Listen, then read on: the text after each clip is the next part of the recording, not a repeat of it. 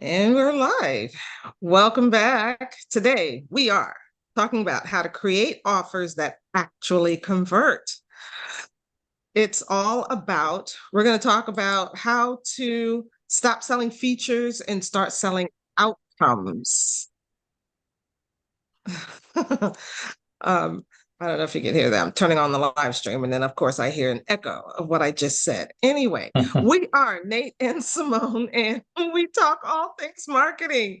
Welcome back. Before we get started, if you are new here, um, we're asking you to help us with the algorithm and subscribe to the channel, like the video, and also share with others so that other people can find us and learn how to grow past that ceiling that they've hit in their business. All right, let's get started. Hey, Nate. Hello, hello. Welcome back once again, everyone out there in YouTube land. Yeah, so as Simone said, we're going to talk a little bit more about creating offers that actually convert, believe it or not. So something practical, useful that everybody could use, right? Um, Absolutely. yeah, we're going to look at the difference between a product and an offer, key components of creating a high converting offer, and how to shift from a commodity to a must-have. Mm. All right. So for the first part here, we're going to talk a little bit about why most offers fall flat. For first of all, you're probably selling deliverables and not outcomes. What do I mean by that? What are deliverables? For example, we provide 10 hours of consulting. That's a Mhm. deliverable. It's not an outcome. It doesn't say what those 10 hours of consulting are actually going to do for the client, right? Or how about this one? Our service includes weekly reports and monthly meetings. Okay, well, thank you for Who that. wants to buy monthly meetings? Nobody. Yeah, yeah. Yikes. Um, I think people are looking to hire other people to do stuff for them so they can avoid meetings. But anyway. Exactly. I was actually in a meeting with somebody recently who was it an alignable meeting? Actually, it was an alignable connection call, and the person was actually representing her boss. So the boss didn't want to attend the meeting. She wanted to attend. She sent her assistant to connect with people Mhm. on the alignable call, which was very interesting. I thought, Yeah, yeah. yeah. So don't sell the Um, meetings. Sell what the meetings yeah. do for them. Nobody wants to attend more meetings. Um, or how about this one? You'll get a 50-page strategic plan. And who's going to read all Okay. that? Well, it may be, depending on the type of, strategic plan that you're creating, it may be, and, It'd be and how much they're helpful. paying for it, like 50 pages is probably a good idea, but It's a to lot to use that read. as kind of a selling point, I don't know, like, am I really trying to pay, for a 50-page report Right. necessarily? We're in an age What of does that do for me? AI and having Yeah. AI do a lot of stuff for us. So a person will probably take that 50 pages, load it into some AI tool, and have the Yeah. AI tool Uh-huh. summarize it. What does this mean? Yeah. Um, okay. Or how about this one? We offer SEO, keyword research, and content creation. Who here has not heard that one before, right? Yeah. Um, and that again, we're focusing on the deliverable there. That's the specific tasks, not the outcomes. This is Right. one thing that agencies are notorious for doing, right? Um, Talking about focusing on the Selling the stuff deliverables, that they not do in the necessarily, background. yeah, Yeah. like look at all the hard work we're doing for you, right? But is it really getting me anywhere? Okay, how about this one? Last one. Our package includes a new website design. It's like, oh, When that's nice, but you call up is a this new pretty website going to get me more clients? Hmm. yeah, you call up a website design agency, you're probably expecting that at the bare minimum, right? So no need to tell someone that. So yeah. Anyway, that's just kind of Yep. some quick examples there. Okay, so Next up, again, we're talking about why your offers are falling flat. You're using too much jargon. You're not being clear. How about this? Try this one on. Ready? Our synergistic solutions optimize B2B funnel conversion. What? What does that mean? Yeah. So if you hear after you say that sentence, if you hear crickets, it wasn't very clear. Yeah. Like, oh, How I heard about literal crickets just now. yeah, just the sound of blinking eyes. Yeah. Um, all right. How about this one? We leverage AI-powered analytics for enhanced data-driven decision making. Hmm. Okay. Valuable, but not clear. Yeah. So I have this Um, one coach who says if you can't explain it to an intelligent 12-year-old, you probably don't understand it that well. yeah. I think Richard Feynman also Mm, talked about that, right? He's famous for the Feynman technique of proving that you understand something. If you can yeah, teach it to a fifth grader, then you really truly do understand you understand it. it. Exactly. um, Uh-huh. okay, how about our proprietary methodology facilitates seamless cross-functional ideation? Wow. Yikes! Big Yikes! Yikes! words. Yeah. Lots of syllables. Anyway, you probably get the idea here. It's just blah blah blah garble. It's like the teacher from the Oh, from Peanuts the Charlie cartoons. Brown. Yeah. Yeah. Wah, wah, Yeah. wah, wah, wah, wah, wah. That's what That's I how hear it anyway. sounds to your prospect. That's not Yeah, good. exactly. Okay. How about this one? Again, talking about why offers fall flat. Your offer is built around your process, not their pain. Ooh, Mm, okay. Been there, done that. Um, yeah, we were talking about this earlier. The one sentence persuasion course, how if you're not familiar with that, I encourage you viewers to check that out. But essentially, the one sentence persuasion course is people who will do anything for those who encourage their dreams, justify their failures, allay their fears, confirm their suspicions, and help them throw rocks at their enemies. In other words, if you can incorporate the um, the messaging around those things in what you're putting out there, you are more likely to motivate somebody to your side, right? To join you or to purchase your product or your service, than if you simply, talk about the process that you have created for them. So it's kind of like the difference between somebody put it this way. It's the difference between a solution in search of a problem versus a problem in search of a solution, right? search of a solution. Exactly. Yeah. And well, your goal is to create the solutions for the problems that they have, right? Not the other way around. Um, all right. How about this? Again, why most offers fall flat. This is probably one that everyone has probably heard at least once. Features versus benefits versus results. Yes. Okay. Mm, So the features would be the thing that you're probably, focusing too much on, you know, um, the size of the screen or the number of pixels or, there are people who are interested in this, don't get me wrong, but they're at a yeah. different stage in the buyer's journey. Hmm. Um, and it's okay to have this type of like, technical specification information, but that shouldn't be your offer. That's like for people who are doing deep investigation and they're already sold on the whole idea, right? Um, Yeah. And I think also too, like what some people do is that they'll list the features, but they'll connect each of those features with an outcome that solves a pain point yeah, for the client.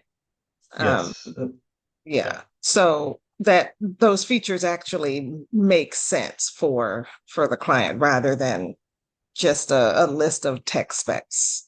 you know. Yeah. So again, the features, that's kind of like your factual information about your offer or whatever it is that you do, your service, your product. Yeah. The benefits, what exactly are we talking about there? So this is what those features actually do, like Simone was just saying, right? And then the results are the that ultimate positive impact or outcome that your service or your product is will have in the person's life. And we're going back to the one sentence persuasion course. If you can meet those, then that's going to help motivate them.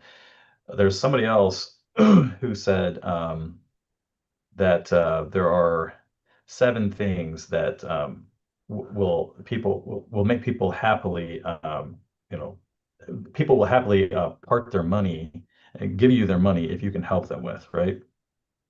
Hmm. And see here if I can find that. Um, hmm, You help trying to them get trying to what they find. want. Yeah, that's one of them. Um, if you can, oh gosh, let me see here. I'll find it. I should have had this already. It's basically if you can save them money, make them more Hmm. money, save them time, help help them spend more time with or improve their life at home with their kids or The, their the family members, relationships. Yeah. help them with their pets. Believe it or not, people will pay top dollar for that. They'll spend tons of money on Um, pets. yeah. So Yeah. things along those lines. Um, and I have the whole list, but I can't find it right now. I'll put it in the notes. But anyway, uh, think you have to think about these things. These are the things that actually people want, right? And Right. if your service helps with that, then great. For example, with my consulting, right? One of the first things we talk about are what are your goals, right? I need to know what is motivating the person to do what they want to do with their company, to change it, to focus on generating more revenue. Oftentimes, they want to enjoy their life more, right? They want to take time off. They want to go spend it with their family. They want to go on vacation. They don't want to wait until they're retired to do traveling and that kind of stuff, right? They've built a business, and what a lot of them unfortunately have found out is that the business has sort of become their prison, unfortunately. So they want to Mhm. get out of that situation and be able to enjoy the freedom that they felt they were kind of promised by becoming a business owner, an entrepreneur. So that's probably one of the biggest ones. And it kind of depends on how old they are too. Some of them want to they're getting close to retirement, so they want to have a nice nest egg and that kind of thing, or they want to leave it to their kids, so things like that. Um, all right. Features, okay, sorry. How about this one? Your buyers don't care what you do, they care what they get. In other words, what's in it for me, with them. This is the one thing you're not paying attention to answering that question. What's in it for me? When someone comes to your website, the only thing that's on their mind is what's in it for me. And if you don't answer that right away, you know, chances are very good that they're going to be leaving your website as soon as they arrived. That's very interesting. It, in and I'm gonna talk about this, I guess, from the Black community perspective. There, a lot of Black business owners out there who like to, I guess, guilt other other Black people into saying, well, you need we're all trying to grow, so we need to support each other. And I always kind of hate that, honestly, because I feel like as a customer, I'm going to go to the business that is providing what I need or what I want at a price that I'm willing to pay for it, right? Yeah. Um, and it really, the whole support thing is like, um, my job as a customer is not to support you. That's not the customer's job. That's, you provide a service or a product that people want, and you do it in a friendly way. You may have your own particular branding, your own particular way of doing things, but it will gravitate towards a certain group of people. But the customer's job is not to support you. So I never really subscribe to that. It's like, okay, are you providing, customers, they don't care what's going on in the back end. They don't care what you're doing. They care about what they get, right? So yeah, we used to say, I always used to say it in the music industry, like everybody's favorite radio station is WIIFM. What's in it for me? Love that. That's exactly right. Um, yeah. And anything that you put out there that has to do with your offer has to answer that question immediately. So think about that. Um, okay, here's a quote for everyone out there to kind of help put this into context. Think about it this way. No one buys a fractional CFO. Okay. They buy cash flow clarity, financial confidence, and growth they can fund. Okay. Those are the outcomes that they're looking for. That's what they want. That's what they will pay part with their money for. Okay. Now, how about what makes a no-brainer offer? First off, a clear outcome, like we're talking about. What's the transformation that they will be going through? Um, I think that, and again, this goes back to what's in it for me, right? Ultimately, Mhm. if you can answer this Yeah. question for people, for yourself, even, you definitely have a clear offer. Um, you know, And this talks about transformation, like, are you taking them from one state of being to another state of being? Are you helping them to become to adopt a new identity? What's their what's the transformation for them that's going to happen? Yeah, if you can be clear about that, that's huge. I'm going to take you from being from losing on every month, seeing red on your balance sheet every month, to being a profit generating entrepreneur. That's a huge outcome. Great transformation there. yeah, yep, exactly. I was trying to think of some examples of this, but how about, just to kind of put this into context, the kind of the formula, from the current undesirable state to the desired future state. If you think about that. And as an example, we don't just build websites, we transform your online presence from an outdated brochure into a high converting lead generation machine. Okay, now we're talking. That's something. I had actually, believe it or not, a client of mine who said, "I just want a website, just a billboard on the internet." That's how he described it. I just want a billboard. Okay, The well, billboard on the internet. Okay. Well, wow. Yeah. you're gonna spend money Mhm. just to put something up there that, It does the nothing for likelihood that you. someone's seeing it is very low. Yeah. Nil to, yeah. Yeah. Um, or how about this one? Our coaching doesn't teach you tactics. It transforms your leadership style from reactive and stressed to strategic and confident, leading to a That's good. more engaged team and sustainable growth. Boom. Okay. Now we're talking. Yeah. Yeah. So hopefully, that just a few examples there gives you an idea. Um, Highlighting a tangible or measurable change is key there too. Mhm. So our marketing strategies transform sporadic inquiries into a predictable pipeline of qualified leads, resulting in a 20% increase in sales within 6 months, as an example. Yeah. Or how about our health and Measurable wellness and program? timely. Yeah, exactly. Yeah, exactly. Numbers, percentages. That really helps. Our health Helps. and wellness program transforms your energy levels and physical well-being, moving you from chronic fatigue to sustained vitality, allowing you to fully enjoy life again. That one doesn't have a quantifiable necessarily percentage, but um, it talks about that movement from a state of undesired to the desired state. All right. Right. Absolutely. So,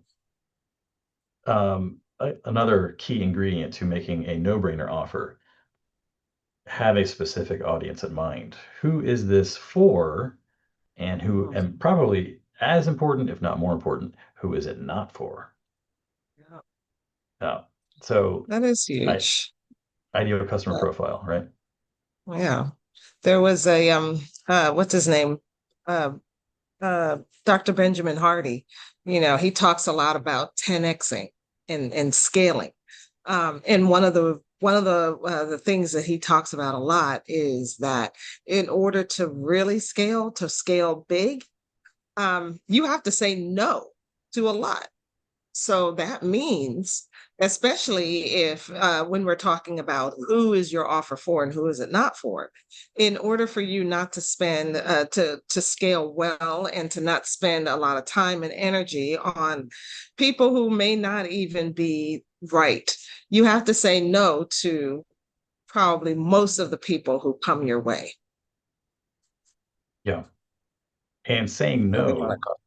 saying no is a way to it gives a perception of exclusivity, Absolutely. and that can be It's not for extremely everybody. advantageous. That can be very Yes. advantageous in your marketing messaging, especially because it actually increases the perceived value of your offering. You Mhm. know, we aren't just, targeting everybody out here. We are going specifically for, this market. Yeah, you can be special and charge more. You actually can actually charge more if you're specialized. Yeah. One client of mine, he's a kitchen bathroom modeler. He talked about the way he put it was, we aren't just every chuck in a truck, is what he says. We're not just a chuck in a truck. We're out here, highly skilled, um, process oriented company who only wants to work with homeowners, um, who are ready to buy in at a starting price of $45,000 for their kitchen remodeling. We're not going to mess around with anybody below that point, you know. And Makes sense. yeah, exactly. Big difference, but I love that chuck in the truck that thing. But some other key advantages here of that exclusivity, you know, about making sure that you are making it clear who your product or your offer is not for. You can create a sense of demand and urgency around it. That FOMO, right? Fear of missing out. So, uh, if you could kind of say that it's only available for this certain period of time, etc. If you are viewing this right now, that's kind of a slightly different situation, but you could make this an offer built around your most loyal customers, for example. That it creates a group of exclusivity within your actual inner circle, even, which is something to consider. Maybe other customers then want to be in that exclusive group within the other customers. You know what I mean? Yeah, Um, you can create stronger brand loyalty and build a community around it, because you're saying, you know, we are a group here. We're special. We're different from those everyone else out there, right? Um, and the people will love you for that, right? It helps you with your marketing, targeting your marketing. It is we are only going after this group over here. We don't want anybody else, right? Oh, it can kind of give your clients a little bit of street cred, some clout. Like, we made the cut. We're one of the, exclusive few that actually Yeah. qualifies for this particular offer. Yep. And that's what's known as the velvet rope effect. Oh, Um, people desire something if they perceive that others are being excluded from it. yeah. So think about that. Use that to your advantage. All right. We talked about this a little bit already. Urgency.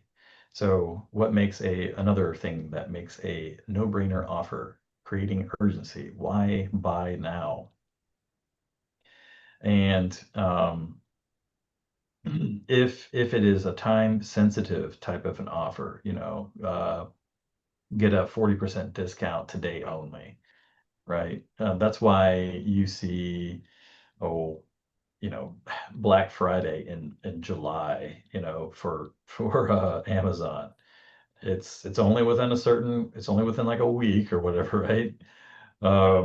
But within that week, you can get exclusive discounts, right? So they're trying to jack up their sales for that period of time, help you with your Christmas shopping and whatnot. Um, yeah. So if you can make now the problem here is, and you have to be careful about this, is that if you create a false sense of urgency, people pick up on that. So it has So to we'll pick up be on it. Absolutely. So the perfect example of this is the furniture store near where I live. Um, Seemed to always have a sign that said "going out of business." How is that possible? Going out of It's business like they've sale been going out of always. business for several years Yeah, now. Ha- because you're only driving by the building every so often. It's not like you see it every day, but it's like didn't that just say that? Like, how was that? Yeah. And then I saw one time it said, "No, really, we're going out of business." I'm like, Oh, wow. It's like maybe people stop believing you because you were yeah, going out of business for a while yeah, now. yeah, yeah. Wow. Anyway, No, really. Wow, yeah, you that's got to be funny. careful about that. Yeah. Yeah. Yeah, Um, make the urgency true. It should be true. Like if you're having a sale for one day only, the sale should end at midnight or whatever time, yeah, that you said. And that's it. That way, the next time you have a sale, people will believe you and will mhm. know, like, okay, I got to jump on this because I know they're going to end this sale and it's going to be over, you know? You can, Um, yeah, and if you can use this to your advantage if you're doing like live events, for example. um, to the people who are attending the event, you give them a special offer so that they tell other people about it maybe next time, right? mhm. Hey, we attended this and they gave us this special offer. It's pretty nice deal that you Yeah. can't get anywhere else or in any other way, right? Or So you can that would do like be early bird specials, like for events. I had a mhm. coach who did early bird. She'll do like a early bird, and like a discount.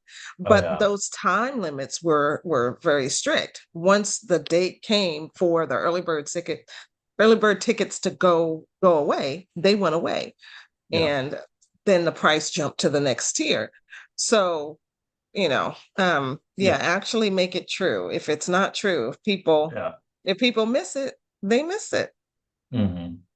A good example of that, I like to do organized bike rides. I do cycling, and Mhm. they're notorious for doing that. So early bird pricing within the first month that they announce the race, or the Mhm. ride or whatever. And if you get it within that first month, then you get it at a vastly discounted rate, sometimes up to 50% off. The thing Mhm. is like they want to get as many people, get kind of drum up some interest and get people committed to it without there's no refunds, by the way, as possible. Um, and then, if you wait till the day of, then you're paying, the full 100% price, right? Yeah. But some people want to do that because they don't know how the weather is going to work out, right? So, something like that, in that kind of a situation, it might behoove you to use that type of offer. Okay, Absolutely. one other key thing here: frictionless delivery. How easy is it for your customer to say yes to buy from you, right?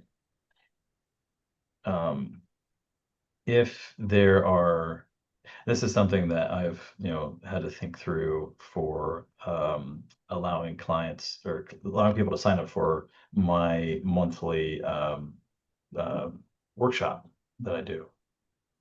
Um, how can I make it as easy as possible for multiple people to sign up for multiple days? Um, you know, um, but at the same time, make it so that they have to sign up for all the days. Um, but I don't want to have them have to come back and sign up for each day individually. It's like, Yeah.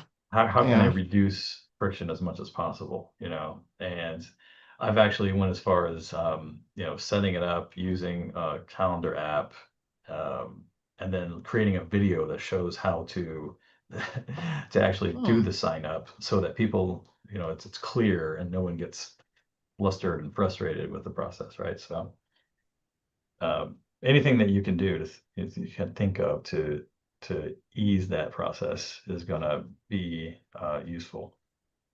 Yeah. Um, Thank- I've been thinking about that same issue. So on my system, I have a client who has people sign up for her retreats. Everybody starts on the same day, but some people choose 7 days and some people choose 10 days. Well, okay, everybody starts on the same day, so the calendar has them choose that first day. But then in the back end, I can go in and say, okay, depending on how many days you chose, we can just automatically sign you up for the other seven or other 6 days or the other 9 days. And just kind of do it in the back end and then send them a message and let them know, hey, the calendar has been blocked off. You're there for from this date until this date.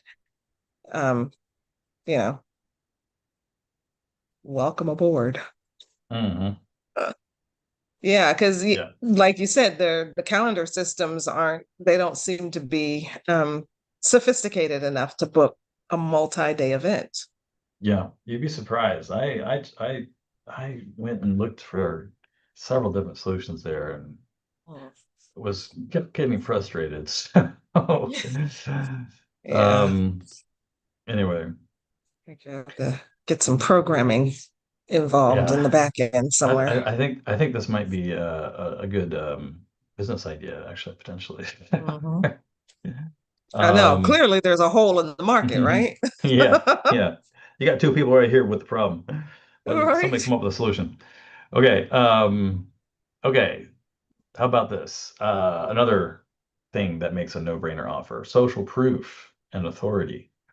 Um, Proving what exactly makes you credible. Credibility. Boom. That's what we need. Um, Yeah, so social proof would be obviously reviews, comments on various locations. But Yeah. social media is really good about this, right? You see a lot of people interacting with your and liking your YouTube videos, for example. That might be a good social proof. But having people like leave comments and actually saying what they're thinking, what they're feeling is really good. Video recordings, video testimonials, extremely useful in this case. Uh, Yeah. the written ones, the written ones are can be kind of dicey, especially if they're found on a website. People people were like, well, of course they're going to only show the good ones there, right? Right. Yeah. That's one of the reasons like Google Business Profile is people tend to kind of find those legit, but there's still ways to game that, unfortunately. Yeah, that's true. Um, for the most part, though, they're pretty good about it. Google will remove reviews if they've been flagged or if they deem them to be, fake or whatever. Mm. So, but it's kind of, it's not 100%. I don't think anywhere you look, but there's like G2, Trustpilot, all these different Mhm. types of resources for, um, and they have kind of like pretty stringent criteria for qualifying the products and offers that they have on there. So, that might be a way to go. Help to build authority, and Yeah. whatnot. You can build an authority by having lead magnet like a book that you've written, for example, too. That helps. You can attach yourself to another one is kind of like it's like the idea of borrowed authority. If you're kind of early days trying to build that up, going in with somebody else and kind of like doing a partner type of situation or like a co-op sharing of some kind. Some Like I'm sort of a thinking joint of, venture partnership yeah, on I'm an think, offer. Yeah, yeah, that makes sense. I'm thinking of like, I'm thinking of like, um, oh, I had something in mind now, I just lost it. But like, if you are, well, all I can think of is like brick and mortar for some reason all of a sudden. But Well, brick and mortars are legit businesses. yeah, if you are a new like candle maker, for example, and you could go into business or like a partnership with like the local masseuse. That's the only thing I can think Mm, of all of a sudden. Just an example. That might help with that kind of thing, help build it up. Might expose you to new clients and that kind of thing, or people that would like to, you know, explore more. Um, okay, how about having a pricing strategy for your offer? I think that's important. Where you're thinking about the value that you're providing, not necessarily the effort that it takes. So if you're only focused on the effort, then that's where you get into hourly, charging hourly, right? I've worked this many hours and I'm working for $50 an hour, and so this is how much it's going to be. Boom. Well, the problem with that is that you're trading your time for money and it's not scalable. Okay, because you only have a certain finite amount of time in any given day or any given year for that matter. And so um, you run up very quickly against a wall in that case. Whereas if you are charging for the value that you're providing and thinking about, well, the service that I'm providing is going to help this client acquire, you know, several new clients at $30,000 each. How much is that worth? Okay. How much would they how much would they be paying for the equivalent in to like a marketing agency for like running ads, for example? Start thinking about right. that way, and you might end up saving them money really thinking about it like that. It depends on the industry, obviously, and that type of thing. But you know, if um, try to think of a good um, solid example. I know Um, one of the business coaches that I like to follow, he likes to charge a tenth of the value that he knows he can get for somebody. a tenth, yeah, Yeah. So like say his VIP day, he'll do a VIP day with a client, spend 8 hours with somebody. And the first time he did this, he charged, I think he just picked a number off the top of his head. And I think he charged like $200,000. And that client went out and used his advice and his techniques and everything and made 3 million. Mhm. And he said, well, I am not charging enough. So he raised his price to 300,000 Yeah. because he has proof that what he's offering can bring someone at least $3 million in revenue. Mhm. Yeah, perfect. Um, all right. Risk reversal can help with creating a no-brainer offer. I think Alex Hormozy talks a lot about this too. $1 million offers or $100 million offers, excuse me, 100 million, $1 million. No, risk reversal. So a money back guarantee, maybe just a test drive, 30-day, pilot program, trials, free trials, etc. Something along those lines. Maybe if you're, give a 30-day out clause in a contract, that might be good. Um, if you're not happy within the first 90 days, then get your money back or get uh, at least a portion of it back, perhaps. Um, yeah, Yeah. it's And something I know along like those lines. the software programs are famous for their 7-day and 14-day trials. Yeah, So yeah, allow you to get in there, test it out, and you know, full feature stack, and hopefully get some results from it first before you start paying. yeah. Because once you start paying, now okay, this is what it's all about. I already know what it does. Mhm. That 14-day free trial gives you enough time to get in there and test drive it first before you actually start paying. Yeah, exactly. Um, all right. So those are the key ingredients of your no-brainer offer. How about let's talk a little bit about a framework for building irresistible offers. Number one, diagnosis before designing. Figuring out what is the root problem that your client has. Maybe where are they in their business? Depends on what it is that you're offering, obviously, right? But knowing what is going on with them before you give them the solution is the key here, I think. And you might have several like different types of offers depending on what is going on with them. Um, but here it can be this can be the place where it's important to know who you are not wanting to work with, right? Because that could eliminate all of these extra offers that you have to create. Okay, you could whittle it down to maybe three types of offers, right? You can have your high ticket offer and then like two downsells from there, for example.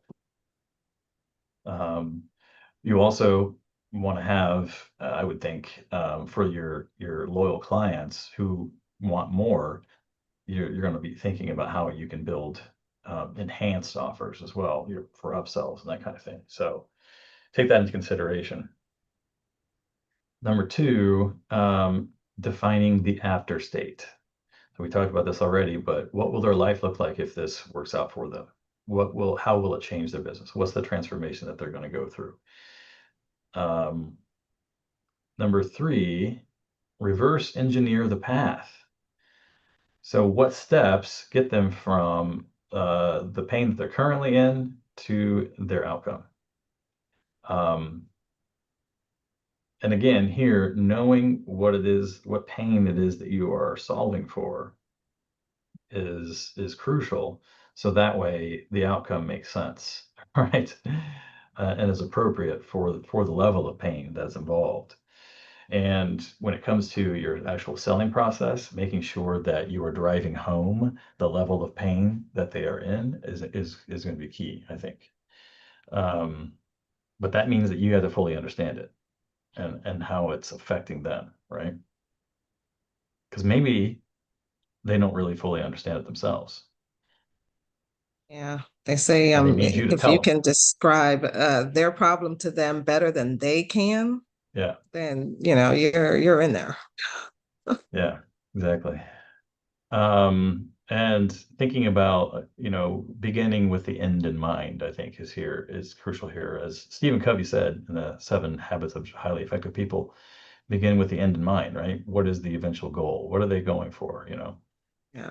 I think that's crucial. And then figure out what steps they need to take to get there. Okay, so packaging for clarity, speed, and confidence. Your offer formats, take that into consideration. Do you provide an audit? Do you have done with you services? Or do you offer a retainer, a workshop, etc.? How is it actually packaged? Putting it into easily digestible terms. People Mhm. understand what you mean by a retainer. People understand what's done with you or done for you, right? Um, that kind of a thing, is kind of like helps to root it in, I guess, I don't know, I wouldn't say common sense, but just a typical um, kind of offer that people are used to can be helpful. That's not to say that you want to seem like everybody else. So don't get my words wrong here. You can tweak this to fit your brand and personality, but have it be essentially the same type of a thing. I encourage you to get creative with that one. But um, all right, and then also going along with that is adding urgency or scarcity, but being ethical and have it not be false urgency, right? Is Right. going to be crucial. So that's your framework for building those irresistible offers. Absolutely. All right. Let's see. One example of this is something I talk about frequently, but a client of mine, he had his offer was he was running some ads and it said, basically click here and get 10% off.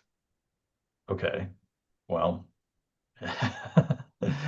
that's not really much of an offer. Now, it is true if you're thinking about the customer journey, right? That sometimes if people are at that bottom of the funnel stage, they are just looking for that one thing to push them over the edge. And so, to be fair, I think that the lead generation service that he was working with, that's exactly who they were going after.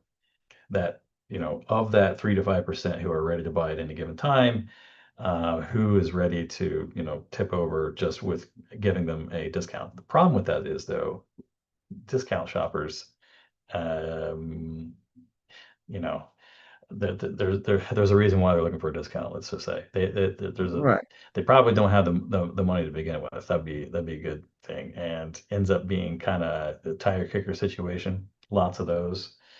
Um, and if you are looking to sell high-end kitchens, then that's not the type of people that you want to attract. So, which is exactly what ends up happening. In his case, he was getting the exact wrong types of people. Not in every case, but more often than he would like.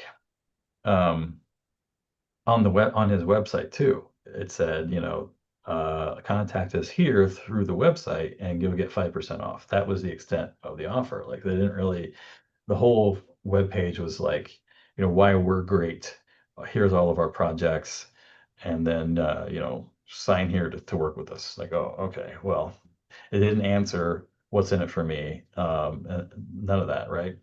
So one of the things that we worked on them with was answering that, like how can we talk about their problems, the people that are arriving, what's really frustrating them, um, and how are you different, and so the theory there was that they were pretty frustrated with working with, like I said, Chuck and the trucks who didn't really know what the heck they were doing. um, and so um, we were able to kind of get away with that, get away from that, and say, hey, we have a structured offer here. We have a process that we're going to guide you through, and we're going to keep you updated all along the way. And that is part of what we're offering to you. We're going to constant communication is key, for people, especially if you're in there tearing apart their house, right? Like they want to know when this is going to be over with, right? So, um, I think we talked about that in another conversation, like the Domino's delivery map, right? Like where are they at in the Yeah, process goes a long way to keeping your customers happy, right? helps to calm them down. Yes, exactly. Quiets the questions, keeps them off of your back. you know. Yeah, that's one of Anyway, the things about that made Uber such a take off so well too. Because as opposed to hailing a taxi, or not hailing a taxi, but calling for a taxi, and you don't know where they are. Whereas Uber gives you this nice app, and you can see on the yeah, map. It tells you how many minutes, what are they doing? Are they dropping off yeah. somebody? They're on their way to you. How far away are they? Do I And yeah, it keeps you engaged while you're waiting. Yeah. Do I have time to go order a coffee, or do I have to sit here on the corner for an indeterminate amount of Right, time? You right. know? You're Uh, updated every step of the way. It's wonderful. yeah. All right. So, yeah, great. So let's think about your offer. Here's some questions to ask yourself. If you can answer these, and you feel that the answers are the ones that you want, then you're probably going in the right direction with your offer. If not, you probably need some work. Okay, so number one, what are you actually promising with your offer? Ask yourself that question. What is it you're actually offering, or actually promising, excuse me? In other words, what is that outcome, right? Meaning the That you outcome, are, right? Yeah. yeah. How are Who, how are how is their life going to change? yes, yes, exactly. Or how is their business going to change, right? How's their business going to change? But honestly, all business owners want to know how it's going to change their life too, right? So, okay, Exactly, which is why they got yeah, into business in the first place, right? Yeah. yeah. Automation is great and everything for my business, but does that mean I actually get more time to myself? That's the true thing, right? All That's right. true. Who is this really for? Okay, who is this really for? Um, Next, is there a reason for them to act now? Mhm. Okay, should they act now?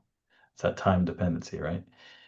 Oh, Or how about this one? Is your price positioning you as a cheap premium or irrelevant? Is your pricing kind of irrelevant and erratic? So is your price positioning you as cheap, premium, or irrelevant? And next, is there friction in your buying process? If there's friction, then you need to fix it. Um, yeah. End of Because story. you Bottom can line. lose customers by having friction in the buying process. Yeah. That's Here. funny because it's like you want the friction a little bit at the beginning, like we only accept certain people. So, or you may have to have them fill out an application first and qualify, disqualify people. But when it comes to them actually making that purchase, you don't want any friction there. That needs to be Yeah. super seamless. Yeah. And a good example of that is when I was running ads for Lead Magnet.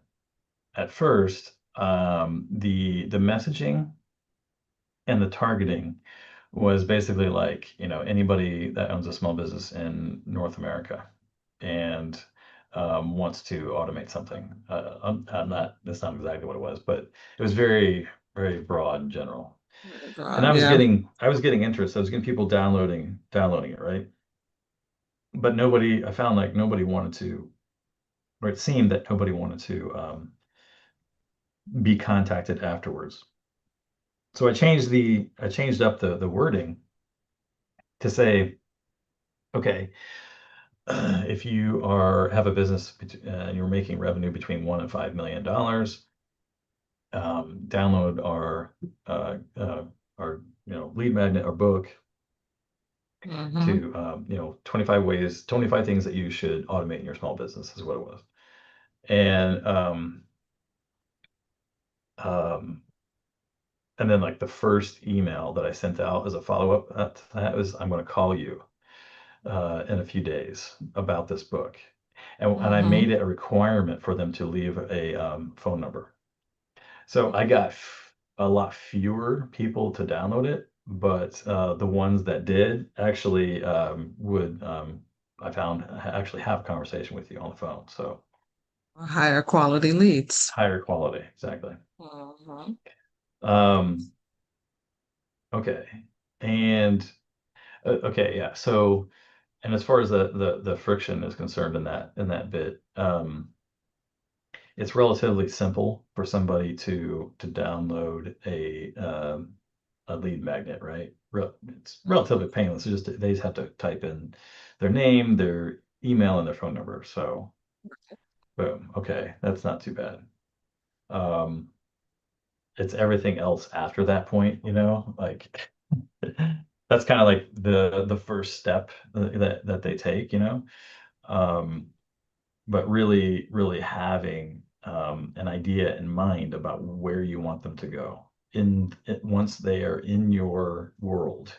Where do you want Mhm. them to go in that world, and how can you make it as easy as possible for them to get there? What things to ask yourself there. Okay.